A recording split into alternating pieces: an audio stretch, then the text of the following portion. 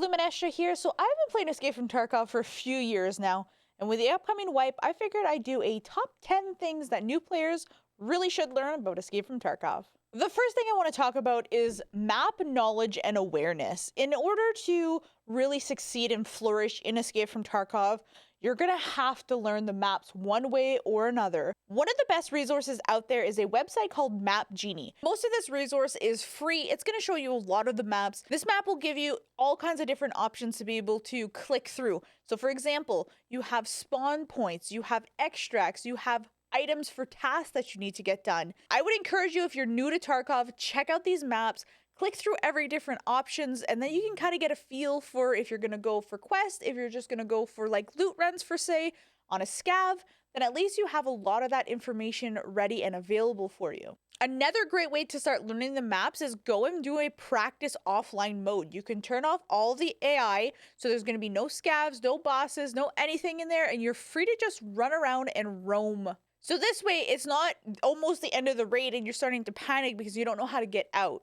And this way, you also start to get a feel for landmarks, places that, you can start getting familiarized. So even if you spawn somewhere where you're not really familiar with, if you say, oh, I recognize that dumpster, it's going to lead me right to the USEC camp in woods, then you start getting familiarized at least with those pieces of the map. So then you can start finding yourself and not have to worry so much about being absolutely lost and potentially even running into mines.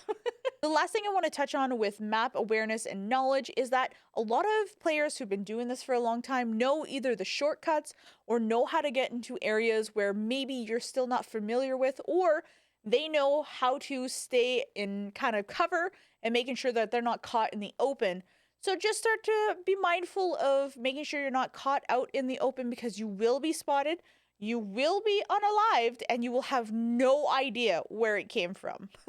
That brings us to number 2, gear fear. Listen, you can watch the best Escape from Tarkov players in the world and you will see that they will still get unalived by a random AI or boss or PMC out of nowhere. Either they've lost the fight or they have no idea because somebody is either ratting it out in a bush or a sniper from 200 meters away got them. And let me be real with you guys. I started playing Escape from Tarkov in 2019 and I absolutely hated it because I hated the fact that I would go in with stuff, I would immediately get unalived, and I would lose all of that stuff. I actually stopped playing Tarkov for 2 years and then finally got back into it when I found a group to play with. And admittedly, to this day, sometimes I still go in going, oh, I don't want to lose these items. But ultimately, in the end, you're going to lose the gear, you're going to gain gear, and at the end of the day, a wipe is going to happen. You're going to lose everything anyways. So go in and try not to be as fearful of this gear fear of holding on to everything in your stash and not going in with good weapons. Because more times than not, if you're running better ammo and you're running better gear, you are going to win most of your gunfights. The third thing that you need to know about Escape from Tarkov is the fact that tasks are going to be extremely important in your journey to leveling and to getting things unlocked. So when you first jump into Escape from Tarkov, you're going to be able to accept different tasks from different traders. You're going to want to complete those tasks because they will unlock great rewards for you, potentially ammo, gear, and unlock different tiers to get better stuff from them. Some of the tasks on Escape from Tarkov are very difficult. Luckily, there's a great resource out there called Escape from Tarkov Wiki that breaks down a lot of the tasks and how to get them done.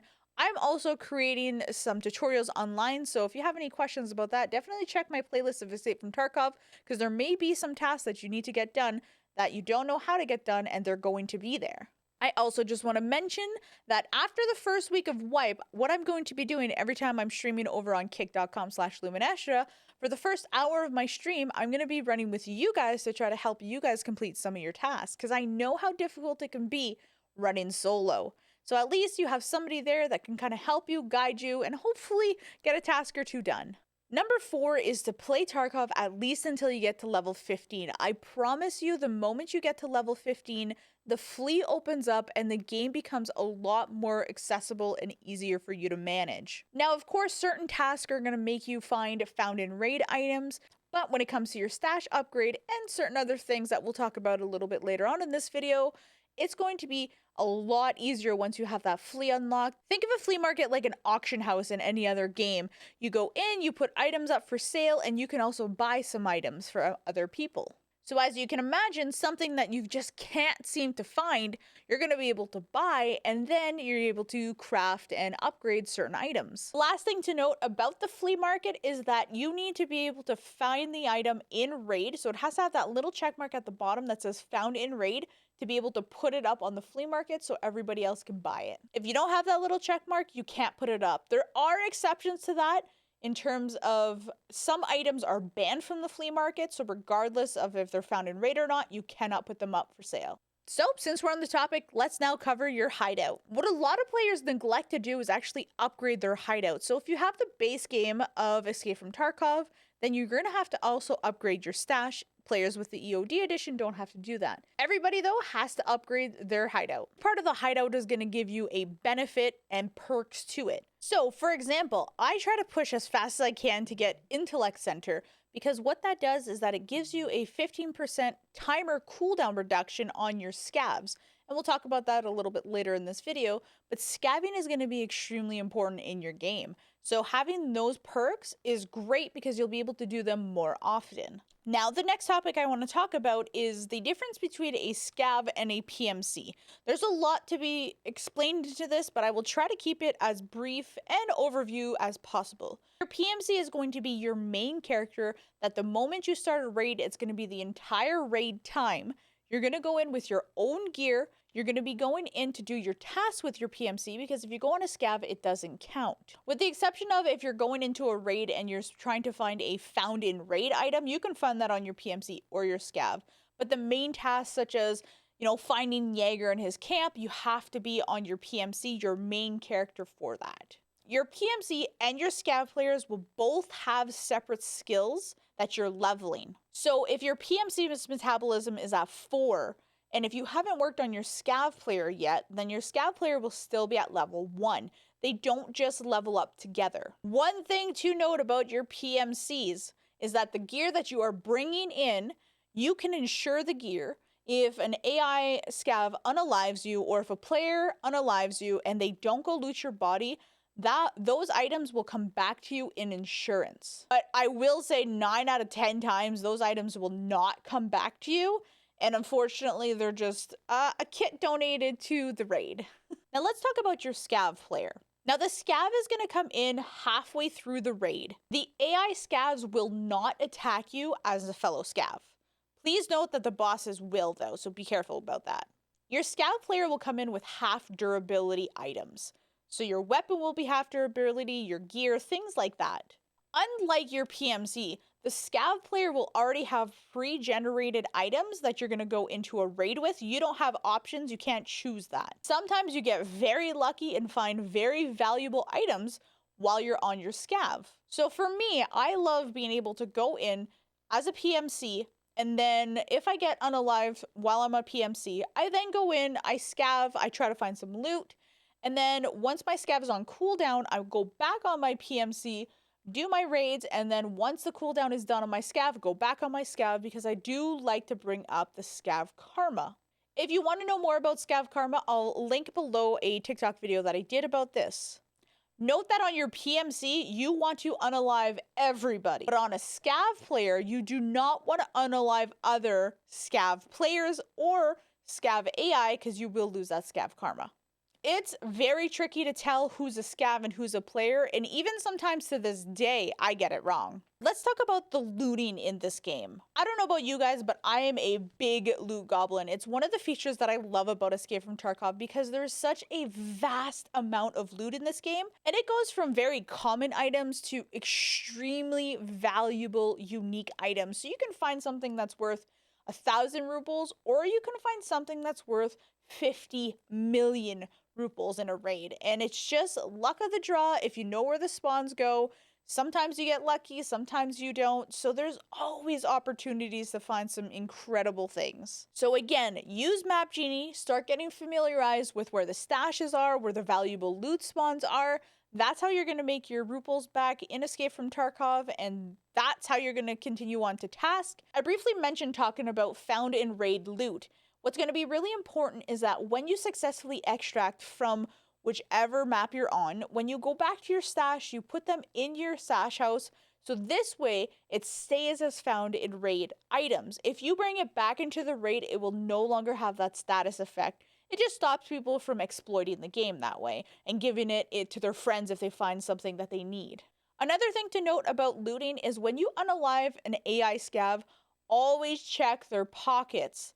I always check their bags, pockets, and rigs, but the pockets are oftentimes where really good, valuable loot, rare, but can spawn. Now that we've talked about looting, let's talk about your stash management in order to be able to accommodate all of this loot. Early game, you're going to want to keep a lot of your loot because a lot of items are going to be associated with tasks that you're going to have to hand in later on. So if you found them now, hang on to them because sometimes items can be a lot trickier to find than you'd anticipate. So one of the first boxes that you can purchase is going to be from the therapist, and it's going to be a scav junk box. Yes, these boxes are incredibly expensive, especially early on in the wipe when you don't have 1,000,000 rubles to spare. But eventually, when you have that money to spare, I would highly recommend and suggest that you buy one of those because you're going to be able to put in a lot of your sort of junkier items in that box, saving you a ton of storage space. Eventually, you're going to figure out how you like to store your items, but at the beginning, I'm telling you, it's most likely going to look absolutely full of clutter. Just so you know, with bags, you can put bags instead of bags, so then they don't all just start accumulating everywhere, and then it's kind of like those little nesting dolls where you just pop open, pop open, pop open. That you can do, so then you always have bags available.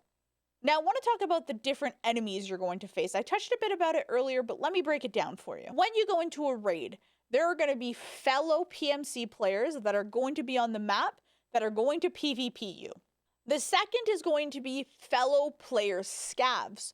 So other players are going to be able to scav it into your raid. Those are going to be real people that you're going to face. Another that you're going to face is scav AIs. So these are just built-in AI that are going to attack you. And let me tell you, those scav AIs are sometimes scarier than the PMCs you're facing because they have aimbot 100%. Nikita does not want this to be an easy experience. Escape from Tarkov is a very difficult game. Next, you're going to get rogue AI. Those are even smarter and stronger than your regular scavs. They've got better armor and better gear, so be warned. They are on certain maps. You can learn more about that on the Tarkov wiki. Then there are Raider AIs. Currently, right now, as of this recording, they're only on the labs and reserve. They are even stronger and smarter and better than the rogue AI. And then arguably equally terrifying, there are bloodhounds and there are cultists who spawn. The cultists do only spawn at night and on certain maps, and the bloodhounds are quite rare, but we have seen them around.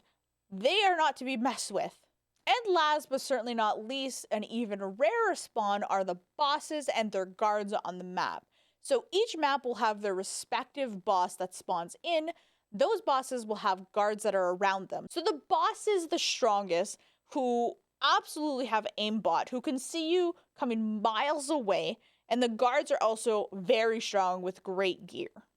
Now, you may have also heard of the goons. I find them just as terrifying as the bosses in the game, so I just include them. But the goons can spawn on different maps, and they have crazy aimbot, and you're gonna go down within a few seconds if you're not careful. So just be mindful that this game is tough. And last but certainly not least, my top 10 advice for all new players is give yourself a break. This game by far is one of the most difficult games I've ever played. It is the least hand-holdy game that I've ever seen. There's no tutorial, there's no how-to, there's no, okay, this is the game, this is how it works, these are the steps to take. This game literally throws you in and says, figure it out. You have to remember that you are going to come into this wipe playing with people that have been doing this for years, who have the map knowledge, who know about the weapons, who know about where to peek so they have a better angle on you.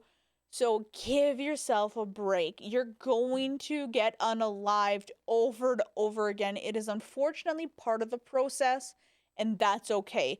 It doesn't make you a bad player, it just makes you an inexperienced player. So remember, You can always get more gear, you can always get into more raids, but that's the name of the game. You're going to win and you're going to lose. Let me give you an example. So this wipe, I had 730 raids.